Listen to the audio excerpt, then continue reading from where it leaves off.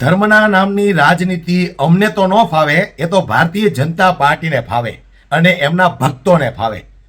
ભગવો નામ પડ્યું નથી કે કમળનું બટન દબાવ્યું નથી.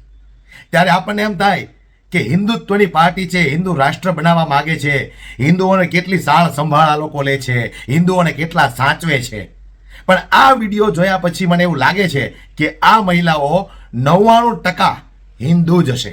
જુઓ તમે.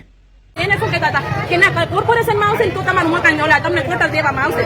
તો અત્યારે કોર્પોરેશનમાં જાય છે ને તો એ એમ કહે છે કે અમારે છાપામાં તો એવું લખે છે કોટર દઈ દીધા છે. અમને કોઈ કોટર દીધું નથી. ખોટું બોલે છે, એકદમ ખોટું બોલે છે. બધાને કોટર નથી આપ્યા. જેટલાના મકાન જાય છે ને કોઈને કોટર એટલા બધા નથી આપ્યા. એને થોડાકને કોટર આપ્યા છે, બાકી બધાના ફોર્મ રદ કર્યા છે. તમે કેટલા વર્ષથી રહ્યો છો? અમે અહીંયા 60 વર્ષથી રહી છીએ. મારા દાદા વખતના રહી છીએ અને મારે નથી કમાવા વાળો કોઈ ભાઈ નથી, ભાઈ પપ્પા નથી, બધા ગુજરી ગયા છે મારે. અને અમારી આના કરતા પછી અમને ખાલી કોટર દઈ દે તો અમે વયા જાય. એમ નથી કહેતા ગુજરાતનો વિકાસ કરો, તમે કરો.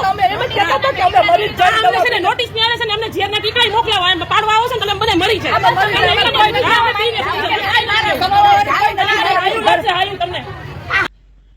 તો હવે મારે પૂછવું છે કે હિન્દુની સરકાર છે, મુખ્યમંત્રી હિન્દુ, વડાપ્રધાન હિન્દુ, રાષ્ટ્રપતિ હિન્દુ, ભારતીય જનતા પાર્ટીના 95% નહીં પણ 97% નેતાઓ હિન્દુ, છતાંય હિન્દુ ઉપર આટલો અત્યાચાર કેમ? વાતો તો બહુ મોટી મોટી કરો છો મંચ ઉપરથી. હિન્દુ રાષ્ટ્ર બનાવવું છે, અખંડ ભારત બનાવવું છે.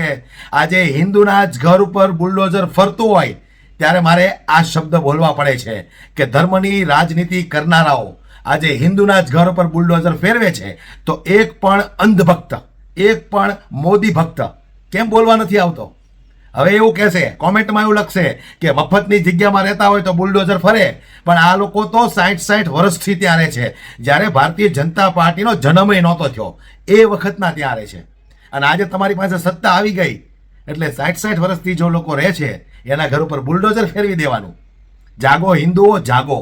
હું તો તમને એટલું જ કહેવા માંગુ છું કે ધર્મના નામની રાજનીતિ કરનારા આ ભારતીય જનતા પાર્ટીના એક નેતાઓને ઓળખો તમે. જો તમને લોકોને હિન્દુ પ્રત્યે આટલી બધી લાગણી હોય તો હિન્દુના ઘર ઉપર તો બુલડોઝર ફરવું જ ન જોઈએ. વાત મારી ખોટી છે કે સાચી? હિન્દુના ઘર ઉપર બુલડોઝર ફરવું જ ન જોઈએ. અખંડ ભારતની વાત કરતા હોય, હિન્દુ રાષ્ટ્ર બનાવવાની વાત કરતા હોય, પણ નહીં. આ લોકો તો સત્તાના ભૂખ્યા છે, સત્તાના ભૂખ્યા છે આ લોકો. એને કોણ હિન્દુ, કોણ મુસ્લિમ?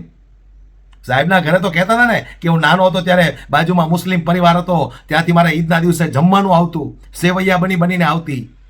તો અંધભક્તો સાહેબના એ બયાન ઉપર એકાદ શબ્દ કહો કે સાહેબ અમને તો તમે વિરોધ કરવાનું શીખવાડો છો, તમે એના ઘરેથી જમવાનું આવે તમે ખાઓ છો. આવું કેમ? અંધભક્તો આંખો ઉઘાડો, ઝંડા લઈને દોડવા મણોમાં. આ બધા સત્તાના ભૂખ્યા છે. તમે ઠેબે ચડશો ને તો ક્યાંય તમને ગલોટિયા મરાવી દે. જાગૃત બનો. ક્યાં સુધી અંધભક્તિમાં જીવશો તમે લોકો? ક્યાં સુધી?